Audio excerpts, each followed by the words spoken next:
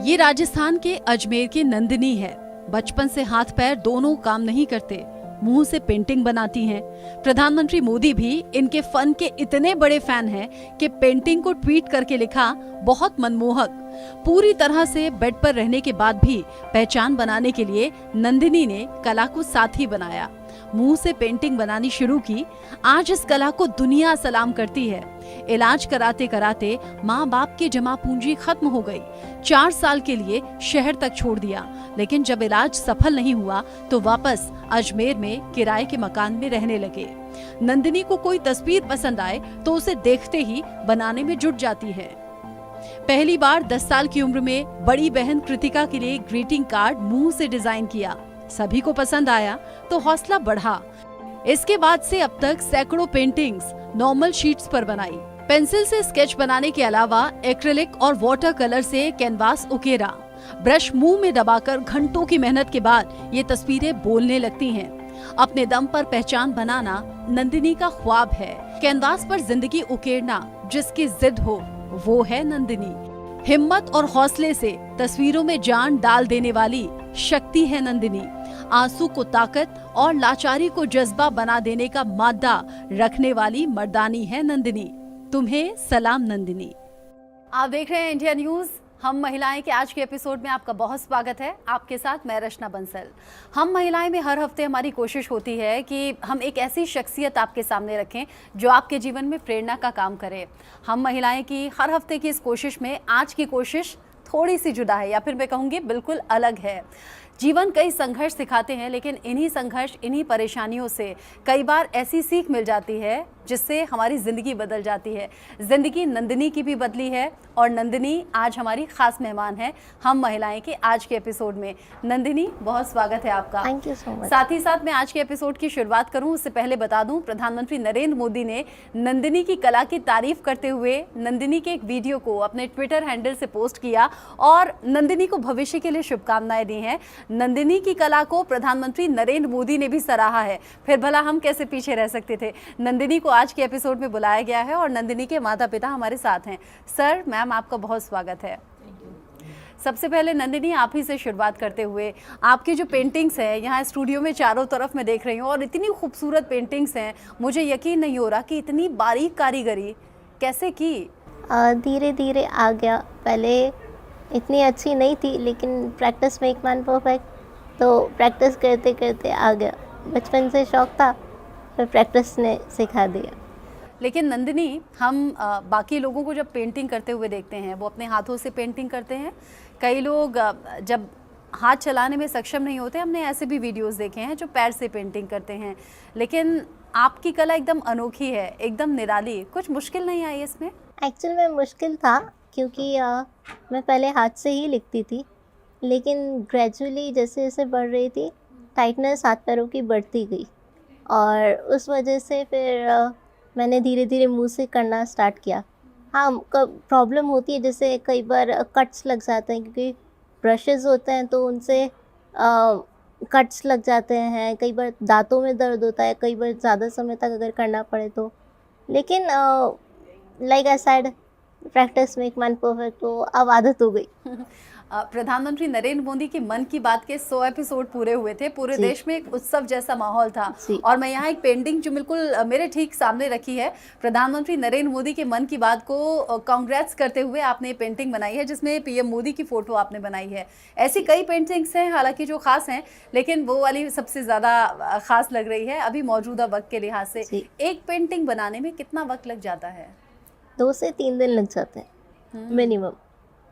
2 से 3 दिन। और इसको तो मैंने लेकिन इसको तो मैंने 1.5 दिन में बनाया था। 1 दिन मैंने आधे दिन में ड्रॉ किया था आउटलाइन, और 1 दिन में मैंने पेंट किया था, क्योंकि मुझे बहुत लेट पता लगा, बहुत लेट आइडिया आया। हाँ। तो क्योंकि हमें किसी ने संजय सेठी सर हैं, पेंटर हैं, उनसे हाल ही में मिली और उन्होंने सजेस्ट किया, तो हमें लेट पता लगा, तो मैंने 1 दिन में पेंट किया उसे। अच्छा, मतलब जब 100 एपिसोड पूरे हो रहे थे उस वक्त आपने ये पेंटिंग बनाई थी, एक तरीके से कांग्रेस करते हुए, और ये पीएम के नाम गिफ्ट था।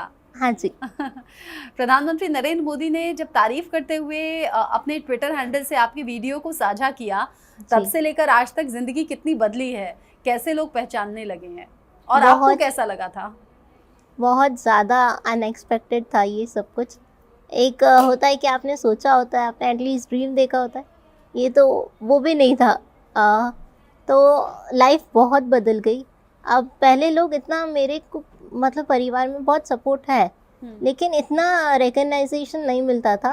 उनको लगता था कि अ, किसी भी डिसेबल का एज सच करियर नहीं होता, वो बच्ची एक शौकिया तौर पे अपने टाइम पास के लिए कर रही है, लेकिन बेचारी टाइप। हाँ। लेकिन जैसे ही मोदी जी ने इसको अप्रिशिएट किया, तो उनको लगा नहीं कुछ सीरियस बात है, और अब थोड़ा वो सीरियस लेने लगे हैं। बहुत सारे कॉल मैसेजेस अच्छा। और भी सपोर्ट मिल रहा है। ये आपने परिवार की बात की, वो रिश्तेदार जो दूर के होते हैं उनकी बात कर रहे हैं हाँ, या खानदान की बात कर रहे हैं? दूर के रिश्तेदार। लेकिन परिवार का मैं कहूँ तो बहुत सपोर्ट मिला। क्योंकि मेरा मानना ऐसा है कि अगर पेरेंट्स सपोर्ट में है ना, तो वो आपके चारों तरफ ऐसा एनवायरनमेंट बना देते हैं कि आपका परिवार भी आपको सपोर्ट करता है। और मेरी बहन के केस में सेम चीज़ है कि हमें कभी बेचारापन या फिर बहुत लोग बहुत बातें कहते हैं, खासकर विमेंस के लिए तो विशेष रूप से, और सपोर्ट नहीं मिलता। लेकिन जो कि मम्मी पापा सपोर्ट में रहते हैं, तो फिर परिवार अपने आप सपोर्ट में हो जाता है। ऐसे मम्मी पापा मिले हैं तो नंदिनी लकी है। और या, ये लक और ज़्यादा absolutely। बढ़ गया जब पीएम मोदी ने आपकी वीडियो को सराहा, आपकी कला को सराहा। नंदिनी, आप 22 साल की हैं, 22 जी। साल में अपनी इतनी खूबसूरत पेंटिंग्स, और मैं खूबसूरत दिए भी देख रही हूँ, वो भी हमारे Thank you। दर्शक तस्वीरों में देख रहे हैं कि कितनी बारीक कलाकारी है और कैसे ये सब बनाया। मैं अभी भी नहीं बना सकती, लाख कोशिश के बावजूद। सब ये इसके लिए आपको सब सराह रहे हैं। लेकिन 22 साल तक का अब तक का ये सफ़र कैसा रहा? आम लोगों से अलग मैं देखूँ, आम बच्चों से अलग मैं देखूँ तो? एक्चुअल में मैंने कई बार अपनी होप छोड़ी। कई बार मेरी पढ़ाई रुक गई, मेरा करियर रुक गया, और करियर का मैंने एक्चुअल में सोचा भी नहीं था। मैंने एक बार मम्मी को कहा कि मैं अपना करियर बनाना चाहती हूँ, मैं इंडिपेंडेंट होना चाहती हूँ। तो मम्मी थोड़ी सी हर्ट हो गई। उनको लगा कि क्या हम आपका ख्याल नहीं रखते। फिर मैंने समझा कि वो बात नहीं है। इंडिपेंडेंसी बहुत ज़रूरी है हर इंसान के लिए। अगर आप बहन का करियर समझते हैं, तो मेरा भी करियर होना चाहिए। तो फिर मैंने सोचा कि मेरे को क्या करना चाहिए। तो मैंने आर्ट को देखा कि मेरे में वो टैलेंट है, मेरे में पैशन है। तो मैंने कहा इसको आगे लेकर जाना चाहिए, और फिर ये जर्नी स्टार्ट हुई। लेकिन हाँ, मैंने बहुत बार मेरी होप टूटी in terms of physical health, क्योंकि बचपन में लगता था कि सही हो जाऊंगी ये वो, लेकिन फिर धीरे धीरे पता लगा कि नहीं, एज सच नहीं होगा। तो अब मैंने अपनी कंडीशन को एक्सेप्ट कर लिया है।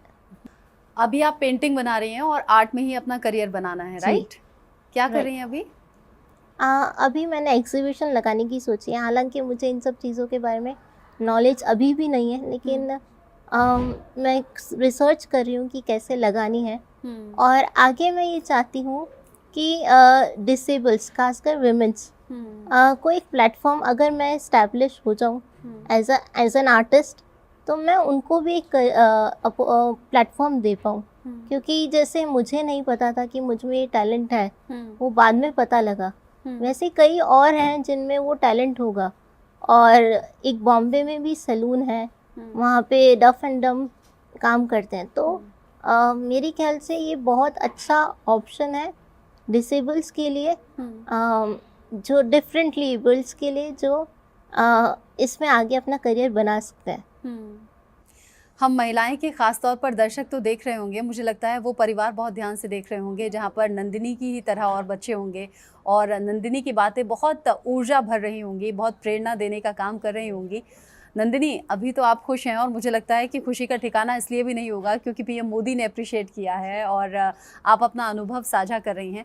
लेकिन ज़रा जानना चाहेंगे दर्शक, बचपन से लेकर अब तक का सफ़र, वो पढ़ाई का क्या रहा? हालांकि जो बेसिक ज़रूरत होती है, पर्सनल लाइफ होती है, वो मैं आपकी मम्मा से पूछूंगी, लेकिन पढ़ाई के लिहाज से अब तक का कैसा रहा और कैसे पढ़ाई की? हम एक छोटे से टाउन से आते हैं, अजमेर। जब मैं बहुत छोटी थी तब मम्मी पापा ने सोचा कि मुझे भी पढ़ाना चाहिए। वो हमेशा से इस चीज़ के फेवर में थे, तो उन्होंने स्कूल में लेके गए। लेकिन उस समय इतनी अवेयरनेस नहीं थी, हालांकि अभी भी इतनी नहीं है, लेकिन हाँ एज़ कंपेयर हुई है। तो उतना रिस्पॉन्स नहीं मिला। कोई बच्चा छेड़ देना, इतना ये वो। फिर मम्मी पापा ने सोचा ट्यूशन लगवा दें। तो उनका ये था कि कभी भी छुट्टी कर ली, आए दिन छुट्टी कर ली, मम्मी कहती तो कहते इसको क्या पढ़ा कर करना है। तो मम्मी कहती कि हम आपको फ़ीस दे रहे हैं, आपको इससे मतलब नहीं होना चाहिए कि इसको क्या करना है क्या नहीं करना, आपको अपना काम करना चाहिए। लेकिन फिर छुड़वा दिया। लेकिन मेरी बहन ने मुझे थोड़ा बहुत पढ़ाया। लेकिन जो बेसिक एजुकेशन प्रॉपर होनी चाहिए वो दिशा इंटरनेशनल स्कूल डिसेबल स्कूल है जयपुर में। जब हम जयपुर शिफ्ट हुए तो हमने वहाँ पे एडमिशन लिया मैंने, और उन्होंने किया। लेकिन वहाँ पे भी एज सच मेरी जितनी ग्रोथ होनी चाहिए थी एकेडमिक्स में और आर्ट को लेकर, वो उतनी नहीं हुई। और फिर वो भी छूट गई क्योंकि हम किसी वजह से वापस अजमेर शिफ्ट हो गए। फिर मेरे को किन्हीं के थ्रू पता लगा राजस्थान ओपन स्कूल का कॉन्सेप्ट, उस बोर्ड के बारे में। तो मैंने कहा ये तो बहुत सही है, मेरे लिए बहुत कंफर्टेबल है, तो मेरे को करना चाहिए। उसके साथ साथ मैंने अपने आर्ट को मैंने ऐसे ही मम्मी से मांगा था कि आप दीपक है तो मुझे दे दीजिए उस पे पेंट, क्योंकि शुरुआत से पेंटिंग और स्केचिंग का शौक़ था। तो फिर पता लगा कि नहीं कुछ है, तो आगे बढ़ता चला गया। अभी मैं बीए कर रही हूँ यूनिवर्सिटी ऑफ टेक्नोलॉजी जयपुर से। अब पेरेंट्स की बारी आती है। मैम, क्या कुछ मुश्किलें रही हैं? चूँकि आपकी 2 बेटियां हैं, एक नॉर्मल है और नंदिनी के साथ कुछ चैलेंजेस हैं। कैसे इन चैलेंजेस से आपने पार पाया? क्या कुछ मुश्किलें रहती हैं? थोड़ी बहुत तो रहती है, आने जाने में, कहीं जाने आने में थोड़ा सा तकलीफ तो होती है। पर हमने इस चीज़ को कभी वो नहीं सोचा कि नहीं हमें कहीं नहीं लेके जाए। हम कहीं भी जाते हैं नंदिनी को साथ लेके जाते हैं। किसी शादी में, वैसे फंक्शन हो, घुमाने, हम नंदिनी को साथ लेके जाते हैं। क्या बचपन से नंदिनी ऐसी है? हाँ, बर्थ के समय मुझे, इसके बर्थ के समय कुछ प्रॉब्लम थी मुझे गायनिक, इस वजह से नंदिनी ऐसी है। अच्छा, तो ये डॉक्टर्स ने बताया था आपको कि प्रॉब्लम है बच्चे में? नहीं, जैसे जैसे इसकी ग्रोथ होने लगी और इस अच्छा, और ये बच्चों बर्थ से के पीछे, बाद की प्रॉब्लम हाँ, है। अच्छा, तो और बच्चों से थोड़ा पीछे रही तो फिर ट्रीटमेंट चालू किया। जो एक परिवार, जो हस्बैंड वाइफ कोशिश करते हैं उतनी पूरी कोशिश करी हमने जी। नंदिनी के 2-2 3-3 ऑपरेशन भी करवाए। हाँ। पर सक्सेस नहीं गए। क्या कहा था डॉक्टर्स ने? क्योंकि बचपन में तो बच्चा छोटा होता है, बिना किसी सहारे के हिल डुल नहीं सकता। सीवी जंक्शन में प्रॉब्लम था नंदिनी। तो डॉक्टर्स ने बताया था कि आगे इन फ्यूचर ये दिक्कत हो सकती है? नहीं, हर डॉक्टर इलाज करवाते गए, होता रहा। लास्ट में डॉक्टर ने 10 साल पहले करीब डॉक्टर ने कहा ये व्हीलचेयर पे ही रहेगी, अब इलाज मत। जब 10 साल की थी नंदिनी तब? नहीं, अभी 10 साल पहले। अच्छा, 10 साल पहले डॉक्टर ने कहा कि नहीं अब आप इलाज मत करा, मतलब जैसी है रहेगी ऐसी। तो नंदिनी हिंदुजा हॉस्पिटल, जी, सर गंगाराम, एम्स, सभी हॉस्पिटल्स में हम जाके आ गए, जहाँ लास्ट में सबने यही कहा, बोला जो स्थिति है वही रहेगी, अभी ऑपरेशन और एक्सेप्ट कर लो। और ऐसे कोई बाकी आश्वासन तो सब लोग कहते हैं कि जल्दी ये ठीक हो जाएगी, ऐसा हो जाएगा, वैसा हो जाएगा। लेकिन हमने बोला जो भी है हमारी है और लाडली है। और हम उन पेरेंट्स को भी बताना चाहते हैं जिनके घर पे अगर कोई डिसेबल बच्चा है तो उनको दिल से रखो, खुश रहेंगे वो। और जब बच्चा पैदा होता है तो माँ बाप को बड़ा इंतज़ार रहता है कि पहली बार बोलेगा, पहली बार चलेगा, पहली बार पाँव पे खड़ा होगा। जैसे नंदिनी ने अभी अपनी बातों में ही कहा कि पहले हाथों का इस्तेमाल करती थी नंदिनी, तो धीरे धीरे ये खत्म हुआ। खत्म होने लगा। तो कभी पाँव पर भी खड़ी हुई थी क्या? एक बार नहीं, वो मैंने कैप्चर किया इसे। अच्छा, वो फोटो है आपके पास? हाँ, है मेरे पास। अच्छा। फोटो वो मैंने इसे कैप्चर किया। मैंने कहा जिंदगी में कभी मुझे खुशी होगी कि मेरी बेटी भी कभी खड़ी हुई। मैं देख रही थी जब ऑफिस के अंदर आना था तब तो सर बहुत ज़्यादा हेल्प कर रहे थे। उठाने का सारा काम ये करते हैं। और सुबह जाते भी अपने साइड पे, उससे पहले नंदिनी का काम करके जाते हैं, उठाने बिठाने का। अच्छा, काम बटा हुआ है मतलब दोनों में। हाँ, और फिर दिन का सारा मेरा। लेकिन नंदिनी ने बातों बातों में अभी कहा था कि जो बेस्ट फ्रेंड है नंदिनी की वो मम्मा है, पापा क्यों नहीं? ज्यादा टाइम हम साथ रहते हैं ना, पापा सुबह जाते हैं, रात में आते हैं। अच्छा, ये बताइए कि नंदिनी चूंकि लाडली, आपने कहा कि आपकी लाडली है, आपकी नहीं, अजमेर की नहीं, राजस्थान की नहीं, अब तो देश की लाडली है, प्रधानमंत्री नरेंद्र मोदी की भी लाडली है। नंदिनी में किसके गुण हैं? ये पेंटिंग, ये अलग सा जो शौक है, ये कहाँ से आया? नंदी के पापा से। अच्छा, आपको पेंटिंग का शौक है सर? नंदी पोयम भी लिखती है।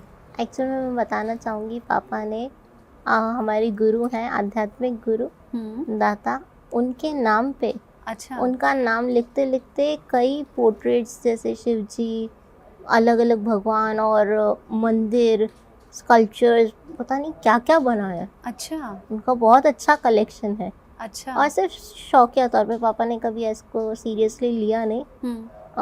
तो बहुत अच्छा कलेक्शन है पापा तो आपको पापा से मिला ये गुण? हाँ जी। और मैम कह रहे हैं कि आप कविता भी लिखती हैं? जी, थोड़ी बहुत। अच्छा, कुछ सुनाएंगी? ये मैंने पोएम लिखी थी कि काश मेरे पास शब्द होते, काश मेरे पास शब्द होते, मेरी भावनाओं को अल्फाज मिलते, काश मेरे पास शब्द होते। अक्सर मेरी कविताओं की कल्पना, अक्सर मेरी कविताओं की कल्पना इस बात पे आकर थम जाती है कि काश मेरे पास शब्द होते। मेरे दिल की परछाई बनते, मेरे दिल की परछाई बनते, हूबहू ना सही तो धुंधला सा अक्स तो दिखाते, काश मेरे पास शब्द होते। इस दिल में दुख सुख के परे भी कई रंग हैं, इस दिल में दुख सुख के परे भी कई रंग हैं, नित नए बदलते इन बेनाम रंगों के नाम होते, काश मेरे पास शब्द होते। कभी कभी ये ख्याल आता है कि होते भी तो कौन सा कुछ बदल पाते, कभी कभी ये ख्याल आता है कि होते भी तो कौन सा कुछ बदल पाते। हाँ, पर घुटी हुई भावनाओं की अभिव्यक्ति की आज़ादी का आनंद तो दे पाते, काश मेरे पास शब्द होते। वाह, थैंक यू। बहुत अच्छा। ये आपने खुद से लिखा है? हाँ जी। ओह, यानी आप डीप थिंकर हैं। क्या सोचती रहती हैं, कब लिखती हैं ये कविताएं? मैंने ऐसा बहन के लिए भी पोएम लिखी है, लेकिन कुछ जो ये इस तरीके की पोएम्स है जब कभी मूड दुखी होता है। बट आपका मूड क्यों दुखी होता है? इतने अच्छे पेरेंट्स हैं आपके, देयर आर सिस्टर है, मैनी दोस्त। रीजंस। कभी कभार करियर में जो सपोर्ट मिला, एक बार 12th के बाद में मेरा रुक सा गया था करियर, और उस समय मैं काफ़ी परेशान चल रही थी। लेकिन घर में सब खुश थे, और क्योंकि घर में सब कुछ सेटल था, तो मैं समझा नहीं पा रही थी अपने मन की बात। तो मैं कहना ये चाह रही थी कि काश मेरे पास शब्द होते, मैं अपनी भावनाएं बता पाती, लेकिन नहीं बता पा रही थी, तो बस ऐसे ही लिख दी। और ये नोट में रखी, कभी किसी को बताई नहीं। अभी कुछ दिन पहले इंसिडेंटली पापा को पता लगी, तो पापा बड़े शॉक्ड हो गए, ये क्या हुआ। अभी आपके जो कविता के शब्द हैं, काश मेरे पास शब्द होते, बट शब्द तो बहुत है नंदिनी के पास, बहुत अच्छा बात करती हैं, बोलती हैं। क्या मन में ऐसा कुछ है जो किसी से कह नहीं सकती? ऐसा नहीं, लेकिन क्या कहूँ, शब्द हैं आपके पास बहुत से, बोलिए। एक्चुअल में कई बार होता है कि आप दुखी होते हैं लेकिन किसी से कह नहीं पाते, और अपने करियर को लेकर आप सोचते हैं कि सब लोग खुश हैं, क्योंकि बहन का अच्छा चल रहा है, पापा अच्छे चल रहे हैं, सब खुश हैं, लेकिन आपका अगर नहीं चल रहा तो आप दुखी रहते हैं कि मैं अपना करियर कैसे सेट करूं। और कई रीजंस होते हैं, परिवार में भी कई ऐसी प्रॉब्लम्स आ जाती हैं जिनके बारे में आप किसी और से शेयर नहीं कर पाते। तो बस यही रीजंस थे। जब परेशान होती है नंदिनी तो आप क्या करते हैं समझाने के लिए, मनाने के लिए? थोड़ा से घुमाने लेके जाते हैं। अच्छा, घूमना अच्छा लगता है? हाँ जी। नंदी को घुमाने को लेके जाते फैमिली हैं। आउटिंग। अच्छा, और घूमने के अलावा क्या शौक हैं? मूवीज़ अच्छी लगती हैं? हाँ, मूवीज़ अच्छी लगती हैं, मुझे न्यूज़ का भी शौक है। अच्छा, हाँ जी। और क्या क्या शौक है? बस यही सब। गेमिंग। किस तरह की मूवीज पसंद है आपको? मुझे फैमिली ड्रामा मूवीज हम्म, लाइक विवाह अच्छा। एंड थ्री इडियट्स, तारे ज़मीन पर, बहुत सारी हैं जो ऐसी फैमिलीज के साथ देख फैमिली सकें। मूवीज। या कभी लगता है कि भगवान से कुछ शिकायत लगती है कि? नहीं कभी नहीं। नहीं, मैं तो बल्कि भगवान का शुक्रिया अदा करती हूँ। यदि नंदिनी मेंटली होती तो मुझे ज़्यादा परेशानी होती। कम से कम अपनी दिल की बात बता तो देती है कि मुझे कुछ खाना है, मुझे कुछ करना है, मेरा ये कर दो, तो मैं तो खुश हूँ। बट जैसे 22 साल की अभी नंदिनी है, बट बहुत ज़्यादा मैच्योर और समझदार है, तो ऐसा मुझे लगता है नंदिनी के टैलेंट को देखते हुए, नंदिनी की समझ और लैंग्वेज को देखते हुए कि भगवान अगर एक हाथ से कुछ लेते हैं तो दूसरे हाथ से बहुत कुछ दे देते हैं। आपकी इस बात पे मैं एक बात ज़रूर कहना चाहूँगी कि मैंने एक इंटरव्यू में कहीं पे लाइन सुनी थी कि किस्मत और कर्म से बढ़कर होती कृपा। जो कि मैं आध्यात्मिक भी हूँ, मतलब मुझे स्पिरिचुअल चीज़ें भी बहुत पसंद है, तो मैंने ये कृपा शब्द के बारे में सुना था। और मैं ये कहूँगी कि एक्चुअल में सच बात है, क्योंकि मैंने होप छोड़ दी थी कि मेरी कभी वापस पढ़ाई स्टार्ट होगी जब से मैंने दिशा को छोड़ा था।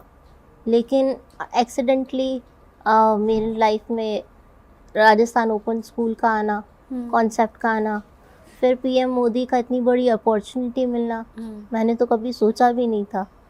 तो आई थिंक ये ब्लेसिंग्स ही हैं भगवान की। नंदिनी, हम महिलाएं के दर्शकों के लिए आपका लास्ट मैसेज क्या होगा? मेरा यही मैसेज होगा कि इंडिपेंडेंट बनिए, अपने जो भी आपका शौक़ है उसको ज़रूर आगे बढ़ाइए। आप अपने जो भी, हर किसी में एक टैलेंट होता है, अपने टैलेंट को ज़रूर आगे बढ़ाइए। और इंडिपेंडेंसी आई थिंक महिलाओं के लिए तो स्पेशली बहुत ज़रूरी है, तो इंडिपेंडेंट बनने की ज़रूर ट्राई कीजिए। अपने आप में इक्वालिटी मानेंगे तो आपको सोसाइटी से भी इक्वालिटी मिलेगी। अगर आप खुद ही खुद को कम मानेंगे तो वो रिकग्नाइजेशन, वो रिस्पेक्ट आपको सोसाइटी नहीं देगी। बहुत अच्छा आपने संदेश दिया है। और मुझे ऐसा लगता है कि जो बच्चे होप छोड़ चुके होते हैं, या फिर जो पेरेंट्स सोचते हैं कि कुछ परेशानी है या हम कैसे एडजस्ट करेंगे, उन्हें बहुत हिम्मत मिली होगी आज आपके चेहरों को देखकर, नंदिनी की स्ट्रेंथ को देखकर। आप सभी का बहुत बहुत शुक्रिया, बहुत बहुत शुक्रिया हम महिलाएं में Thank आज you. के एपिसोड में रहने के लिए।